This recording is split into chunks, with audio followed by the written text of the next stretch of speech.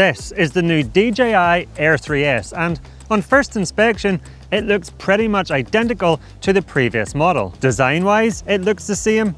It's as near as makes no difference the same size and pretty much the same weight. In fact, even the battery life is essentially the same. So what exactly is new or different? Well, if you look a little closer, you will first notice this new mysterious black bar across the front, and the camera housing has also a noticeably different shape.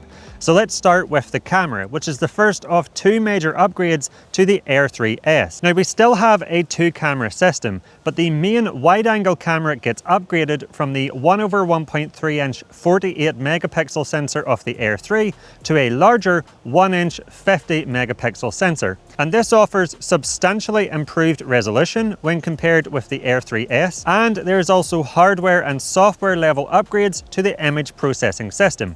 So this improves the HDR footage, but also there is new software level local contrast optimization in the highlights. And what this means in simple terms is that there is going to be better detail in the bright areas of your images. The first time I sat down to review some of the footage I had captured with this drone, my jaw was hanging open the entire time. I was literally blown away by the quality and colors of the footage. It looks absolutely gorgeous. Now, the second camera features the same 3x Tele lens with a 1/1.3-inch 48-megapixel sensor and a 70mm equivalent focal length, just like the previous model. But due to the hardware and software level upgrades to the image processing system we just mentioned, the footage from this camera does look better than the previous model. And I have to say, I absolutely love to use this 3x Tele camera, primarily because of the background compression that brings the background closer to your subject. I think it looks absolutely fantastic,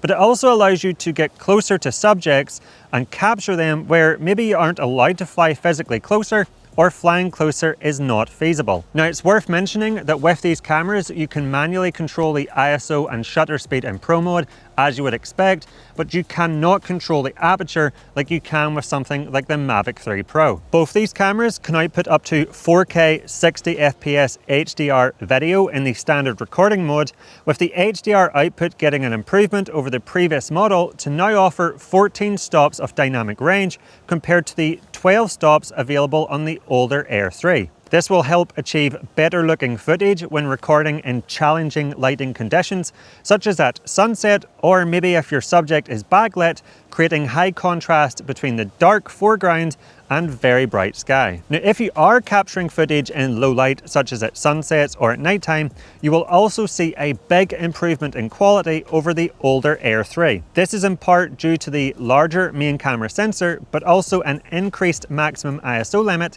up from 6400 on the Air 3 to 12,800 on this new Air 3S when using the normal color mode. This increased ISO alongside the larger sensor enhances the image brightness significantly while reducing noise and grain at the same time. Just take a look at these clips I captured at sunset with both the main and 3x Tele camera. Personally, I think the quality is exceptional and the images look beautiful with little to no noise. I have been very impressed. Now, with the Air 3, we had a specific night mode when capturing in low light or nighttime situations, and when you used this mode, it increased the noise reduction being applied to the footage. But to make things more streamlined, with this new model, the night mode has simply been integrated into the normal video mode. So when you're capturing footage at up to 30 FPS, the night mode will automatically activate. Now, something I say time and time again is that if you're looking to take your drone content to the next level, then something that makes a massive difference is using sound effects and music. Just take a look at this before and after.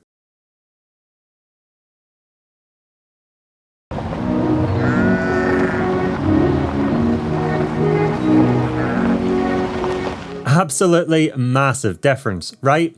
But where can you find top tier sound effects and music that are safe to use if you're posting your content on social media sites such as YouTube or Instagram? Well, for that, I recommend Epidemic Sound, who are also one of the sponsors of today's video.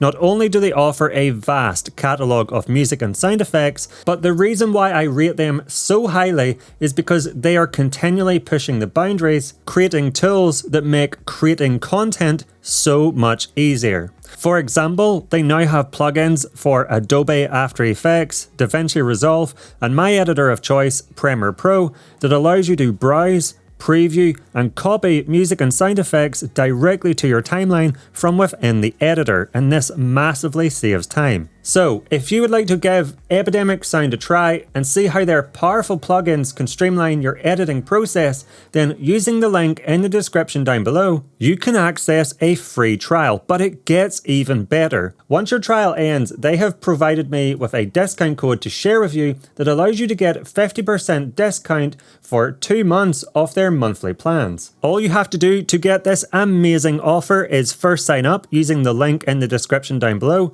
and then enter the code on the screen now. Now, this amazing offer that I am allowed to share with you guys is for a limited time only, so make sure to act quick so that you don't miss out. Now, when it comes to the available color modes, we get the normal color profile, which will provide stunning videos straight from the drone that require little to no editing, perfect for beginners. And we also get HLG and D-Log-M, which is a flatter color profile that helps retain more highlight and shadow details for increased flexibility when editing. And all three of these color modes support 10-bit and work on both cameras. Just be aware though that the maximum ISO limit decreases to 3200 when using HLG or D-Log-M. However, this is still an increase up from the 1600 available on the older Air 3. Now, during my time testing, I captured a mix of clips in the normal color profile and D-Log-M. And when I show the clips, I have added a small banner at the top of the screen, letting you know which color mode I used for each. So you will know if you're looking at edited D-Log-M clips or footage straight from the drone using the normal color profile. When it comes to slow motion, both the wide angle camera and medium tele camera support filming in 4K 120 FPS, or if you want even slower footage, you can record in 1080p at 240 FPS slow motion. Photos from these cameras are equally breathtaking. Firstly, for resolution, the main camera gets a minor upgrade, allowing you to capture at 12 megapixel or 50 megapixel, up from 48 megapixel on the older Air 3. And the 3x medium tele camera remains the same, supporting 12 or 48 megapixel photos. Now, another reason why the photos from the Air 3S look so good is because the post-processing algorithm has been improved to increase the overall image resolution of the outputted photo, reduce noise in dark areas, and further improve dynamic range. And if you also capture photos at nighttime, this algorithm helps provide better noise reduction while retaining more image detail compared to the previous model. Now, just quickly before moving on, if you're getting value from this video, please let me know by giving me the thumbs up and clicking that like button down below. And if you love all things drones, but also action cameras, gimbals and more, and want to learn about the best settings to get up and running quickly, along with tips and tricks to help you get more cinematic videos and better looking images with your gear, then please consider clicking that subscribe button down below. And when you're down there, be sure to check the notification bell so that you will be alerted when my new videos are released. It would be greatly appreciated. Now, an upgrade on the Air 3S that is slightly hidden is something DJI is calling subject focusing. So if you use the old model to capture footage of yourself, primarily if you were standing close to the drone, you might have noticed that occasionally you would be out of focus. Well, this has now been fixed with the Air 3S. Now when you appear in front of the camera, you will see a yellow box appear over yourself. And then if you press the function button that you have assigned to lock the exposure on the back of the controller, you will notice a padlock symbol appear in the middle of this rectangle. And this rectangle is tracked to you, so as you move around, you will see that it always stays on top of you. And what this is doing is it's using intelligent recognition to make sure that the drone always has precise focus on you, even when you're moving around, going off center, or the drone is doing something like a tracking shot and pulling back away from you. Now, when it comes to vertical video, as with the previous generation, although the camera cannot physically rotate, there is a 2.7K vertical video mode.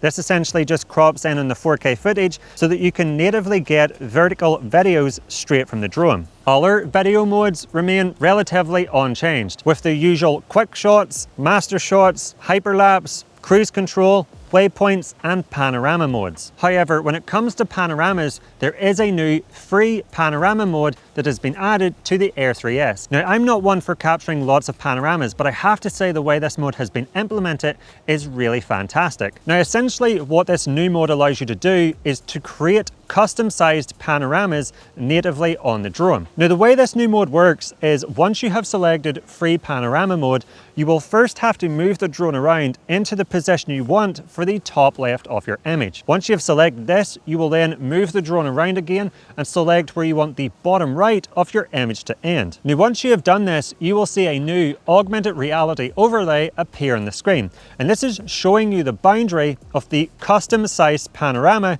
you have just chosen.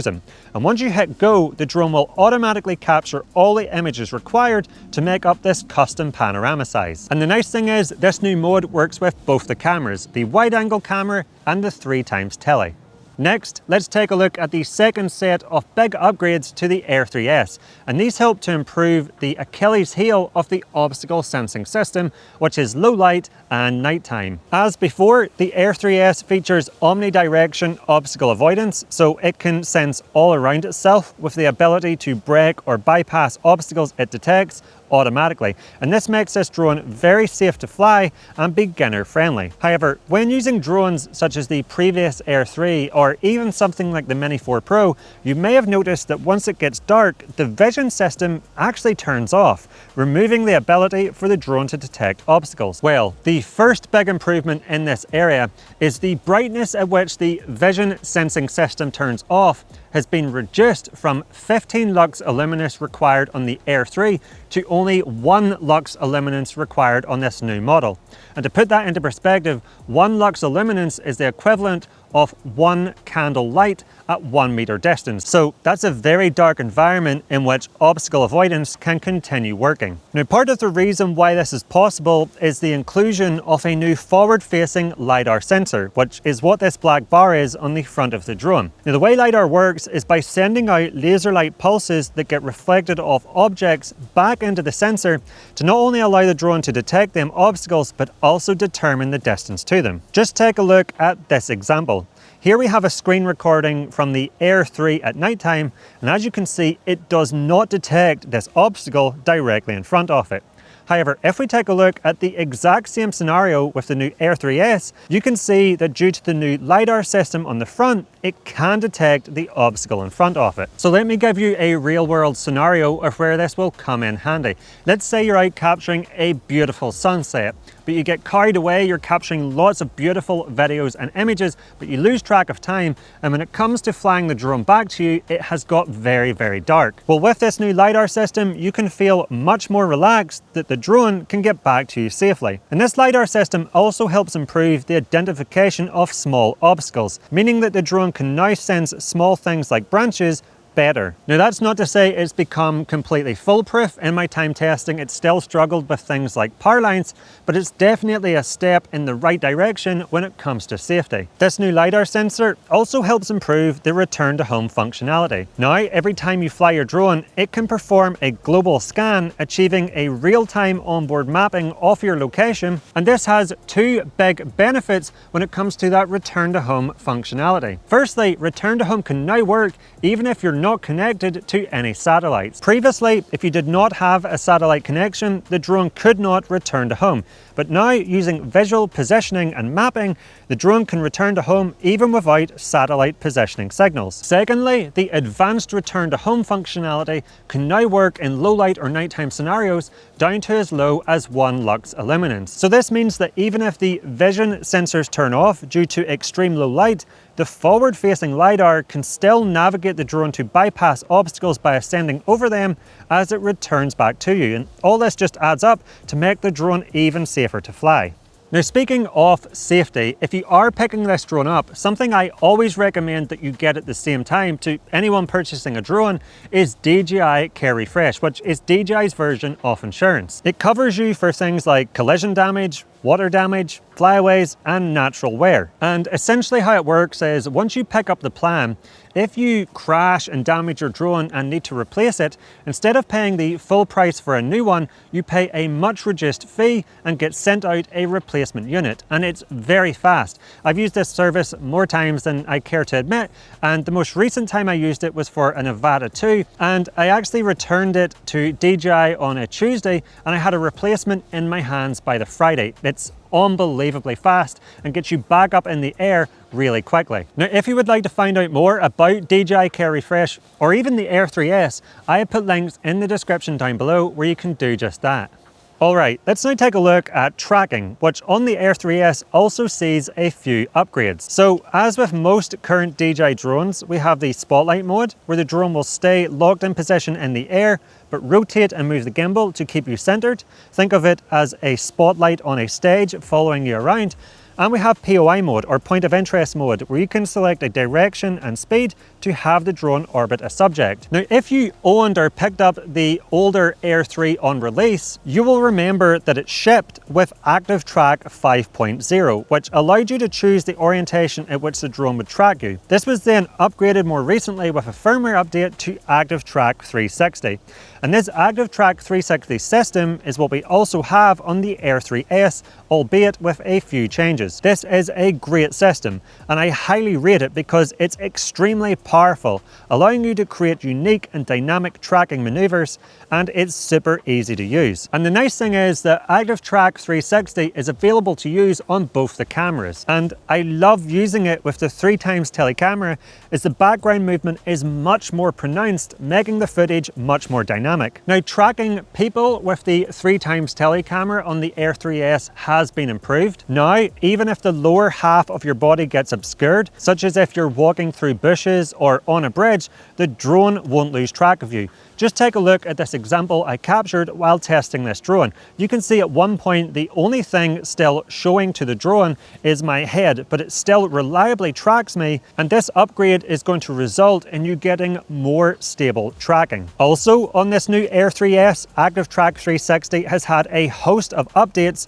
to improve vehicle tracking. Firstly, the maximum tracking speed has been increased from 12 meters per second to 15 meters per second. Secondly, it now features enhanced vehicle recognition to improve its lock on the subject while tracking, but more importantly, to help reacquiring it if it gets lost. There's also improved recognition for things like road signs, oncoming traffic, bridges, tunnels, and other obstacles so that the drone can avoid them better. During my time testing with this drone, I actually did quite a lot of tracking off cars, and I found it was very reliable. It kept locked on to the cars with ease and resulted in some awesome looking tracking shots. Now, with the previous Air 3 model, there was also a tracking option called ActiveTrack 360 Auto. Now, with this mode selected, as the drone tracked a subject, it would plan the tracking route automatically and regularly change its altitude, distance, and orientation, alongside performing different maneuvers such as a follow or a helix, so that you could come away with a range of different shots. Now, with the Air 3S, this auto mode has been upgraded, and DJI is calling this new auto mode fully automated aesthetic ActiveTrack. So now, instead of the auto selection being down at the bottom center of the screen, you will notice it's moved to this tiny little auto button on the top of the trace wheel. And when you select this, the magic is that the drone will continually evaluate the scene using the feed from the vision sensors to automatically move to an orientation that provides a visually appealing composition. And this works really well. You will also be able to see the automatic moves the drone is planning to or currently making appear in the trace wheel on the bottom left of the screen. One other change I noticed when it comes to tracking is that subject tracking has been moved from the settings menu to a new button called Focus Track on the left side of the main interface. Now, if you don't know what subject tracking is, once turned on, the drone will automatically place a small icon over any subject it recognizes it can track. So instead of having to draw that tracking box over the subject, you simply tap that icon on top of them and the drone does the rest. Now, personally, this is something I don't use, as I just find that with this feature turned on, if you're capturing footage in an area with a lot of different potential subjects, all these icons on the screen clutter the view and make it harder to frame your shots. And this brings me on to 5 cool things about the new Air 3S. And the first one is that Vision Assist has been upgraded to version 2.1. Now just quickly, if you didn't know what Vision Assist was, it's a feature that you can view on the bottom left of the controller screen that allows you to see out of the obstacle avoiding sensors so that you can look in a different direction when flying than the main camera is pointing. Now with this new version, we can now see in a downward direction out of the bottom facing sensors, something we couldn't do before. Next, we have Tailwind Mode. So in terms of performance on a calm day, the Air 3S has the same max horizontal speed as the previous Air 3 model, which is 21 meters per second. However, on windier days, the Air 3S has something called Tailwind Mode, which when flying with a tailwind allows the drone to adjust its flight altitude correspondingly and safely break through the upper speed limit to be able to fly at 30 meters per second, which, let me tell you, is incredibly fast. Speaking of wind, the wind resistance of the Air 3S remains unchanged at 12 meters per second. Internal storage also gets an upgrade from 8 gigabytes to 42 gigabytes, which is a very useful amount of space and will definitely save the day if you forget a microSD card. Also, something I'm very happy about is that when you switch between the 2 different cameras, there is little to no delay. This is great, as with a drone like the Mavic 3 Pro, for example, there can be quite a delay when switching between the cameras, meaning that if you're trying to capture something quickly, you could miss it.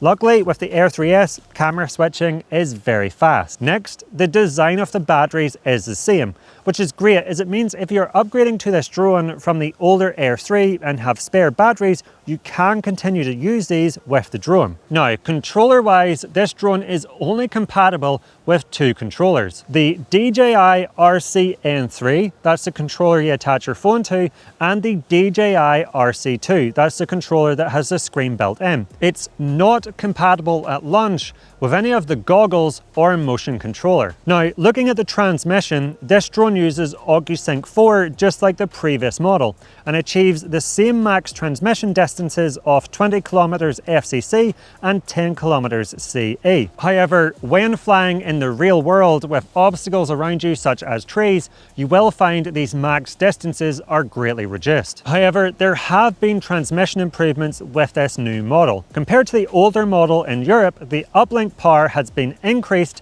by 6 dB, and this quadruples the strength of the controller signal, greatly reducing the chances of dropouts. The drone's signal coverage has also been improved to be more omnidirectional, and what this now means is regardless of the orientation of the drone in the air, compared to the antennas on the controller, you will still get a consistent signal. Lastly, if you do experience a signal dropout, the Air 3S can now reconnect much more quickly, so you regain the video feed and control much faster. So all in all, this new Air 3S is very much a refinement, not a revolution over the previous model. In most cases, improving already fantastic specifications and features to make this drone perform better or be more reliable than the previous model. The standout feature for me is the video quality. It's truly exceptional. I cannot express that enough. So the big question, should you buy or upgrade to this drone?